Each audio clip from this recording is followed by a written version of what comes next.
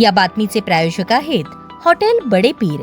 आमचा पत्ता विजापूर वेस आणि दुसरी शाखा जिंदाशाह मदार चौक सोलापूर। सोलापुरात एका प्राध्यापिकेच्या पतीने शेअर बाजारातील मोठ्या नुकसानीमुळे गळफास घेऊन आत्महत्या केल्याची घटना समोर आली आहे। अजिंक्य रुपेश हंगरगेकर वय 39 असे या व्यक्तीचे नाव आहे। ही घटना सोमवारी 22 जून 2026 रोजी रात्री 8:30च्या सुमारास उघडकीस आली। सोलापूर शहरातील उमानगरी येथे राहणारे अजिंक्य हंगरगेकर हे मूळचे तुळजापूरचे असून ते येथे प्रोफेसर म्हणून कार्यरत होते। सूत्रांच्या माहितीनुसार शेअर मार्केटमध्ये त्यांना 40 ते 45 लाख रुपयांचा मोठा फटका बसला होता। त्यामुळे मानसिक तणाव वाढल्याने त्यांनी टोकाचे पाऊल उचलले असावे असा प्राथमिक अंदाज वर्तवला जात आहे। सोमवारी रात्री त्यांच्या राहत्या घरातील स्वयंपाकघरात ते लटकलेल्या अवस्थेत आढळले।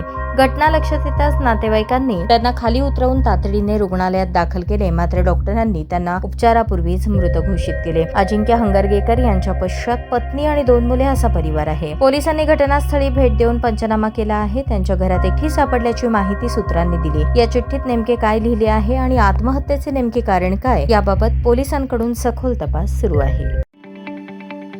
ताज्या बातम्या पाहण्यासाठी प्राईम महाराष्ट्र न्यूज चॅनलला सबस्क्राईब करा।